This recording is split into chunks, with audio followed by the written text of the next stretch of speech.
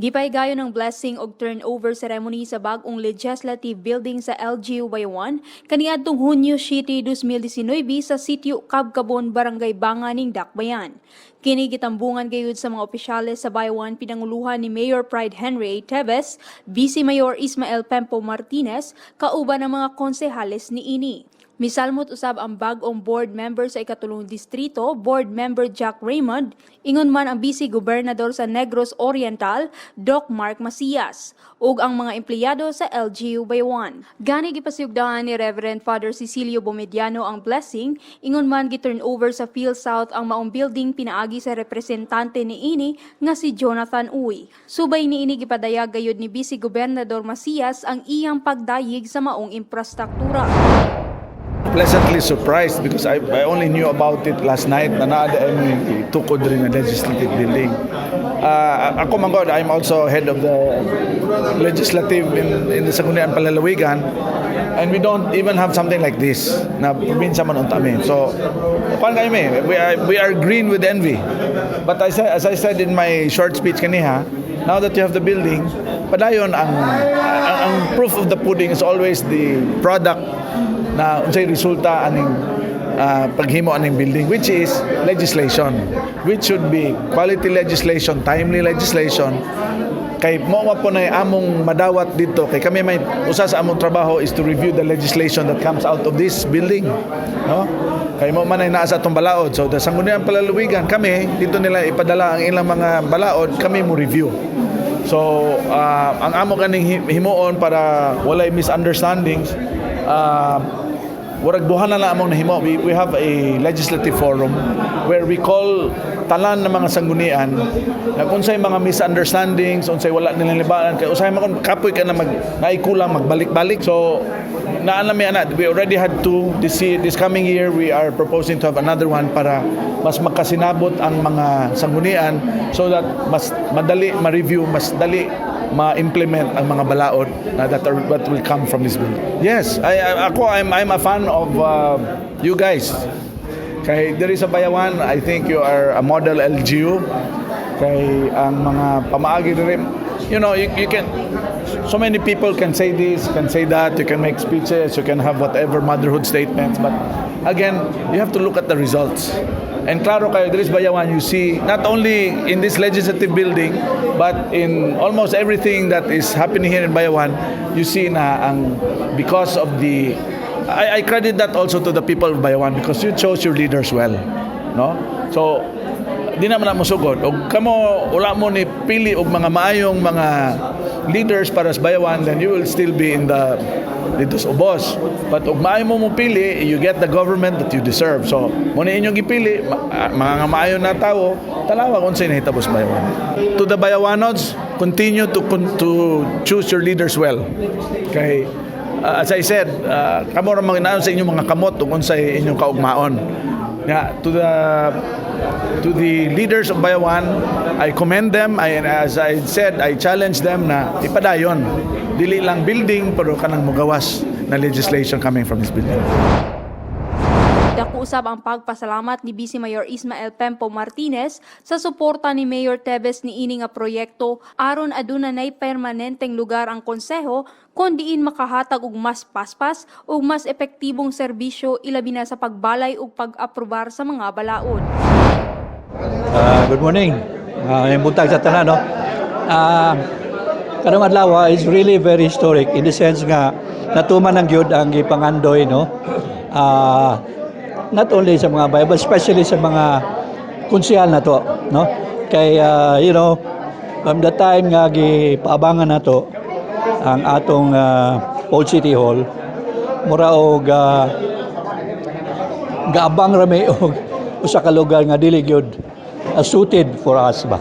Di naman may gagamit sa TESDA nga gawas nga dili kayo suited for legislative work. Pero amo ra ginang giantos. In the meantime, kapag maataan no, pasalamat may dako sa atong mayor nga, as I said before, no, nga very sympathetic na siya sa needs sa almost all sectors of the city. Na feel po niya ang needs sa Sanggunian. Kaya di po mahimo nga magsige na lang mi dito, alingasa, no? Nya wala mawala ang sanctity ba? Ang dignity, sacredness sa session hall. Not supposed to be mangod kanang session hall is an area nga dili gani na magamit og lain, no? O that is only for mga sessions. So we appreciate very much nga latuman na gyud ni. We hope, and as I said, tumano na mo to among saad nga the next Sanggunian will really be a Sanggunian so that apo pong ma-earn, no, ang dako kayong grasya nga gihatag sa legislative department. Yes, precisely, in fact, ni-admit si Vice Governor kanang ilang where they hold sessions, the so-called legislative nila building is not actually a legislative building kay it's an old kanang murag CFI na nga building mga korte na nga okupar diyan sa una. So pagkama sa Hall of Justice, nawala doon na sila okupar. So naibog sila, ani. And besides, if you go all over the province, walay legislative building sama gyud ni. There are some executive offices nga okupar, no? Kay because the venue, the building is too big, dili man po na mo masuli magamit tanan. So we are sharing this to some executive offices, no. So amo rang muhangyo po sila nga I have the moral authority, no, to maintain and supervise the building. Muhangyo lang ko nila nga unta ilang respetuhan, no. They can use it for as long as they want to serve their needs, to serve their departments. Pero unta nga mutabang po sila pag-protect, pag-promote o preserve sa building, entire building. Ito ulit ang ilang opisina. Ay, entire building, matakita sila na ay mga gabinuang din na gabandalize o unsa. Tapos sila sa atong mga kaigsunan dito sa Bayawan, ako lang gustong ipaabot kaninyo nga kining legislative building nga natukod nato. This is one way of morally obligated ang tanang konsehal to come up with, as I said, tailored legislation ba? Tailored in the sense nga what legislations or ordinances nga gikinahanglan. Dimension si Jack kanina nga importante yung naa kay ordinansa o para nga dili makaingon sila nga kuan na naka-silent majority. That is not important, no? Ang importante is whatever ordinance or resolutions nga atong ipagawa, it should be needed, no? Gikinahanglan dili lamang itong kay para natay ordinansa nga magama, no? Mga kinahanglan yun kanang relevant sa panahon. Ang konstruksyon sa bagong legislative building subay sa panglantaw ni Mayor Teves nga kiniabag sa mas produktibo ug aktibong konseho duyog sa paglambo sa dakbayan sa Bayawan. First things first, when we decided to relocate our government center, the legislature was wanting on resources and assets so that they can function properly. The old city hall was demolished to make room for new projects. It was imperative that we give a new location to our center. But having said that, since we decided to make something new, we decided to make it modern, state-of-the-art, and designed for more efficiency and effectiveness. That's why you can see what we have now. And being a co-equal branch of government, they deserve nothing less. Makita niyo, it's even more beautiful than our current city hall. Well, the time is ripe because by next month we will be having our executive legislative agenda. So we are all preparing, and the agreement of the legislature and the city mayor, Vice Mayor Pepo and I, is to make it a working sanggunian. All chairmen of the committees already have all their committee rooms ready. So they should be on top of the budget preparation proposals from day one. And after after they approve the budget, they shall be made to do oversight functions on all programs and projects of the government and report every second and fourth Monday to the EL meeting. And to make sure that that is possible, every councilors who occupy one big room with three separate rooms inside have one vehicle assigned to them on a time sharing basis. That gives everyone no reason why the task at hand cannot be performed on time and on schedule. I already have my ideas in mind for now. One is, of course, we must already start the sports center, which we had in mind. Number two, while I am bringing in more industries like power and chicken industry, I intend to bring more, no, so that job opportunities and business opportunities, income opportunities for Bayawanons will be here, together with employment.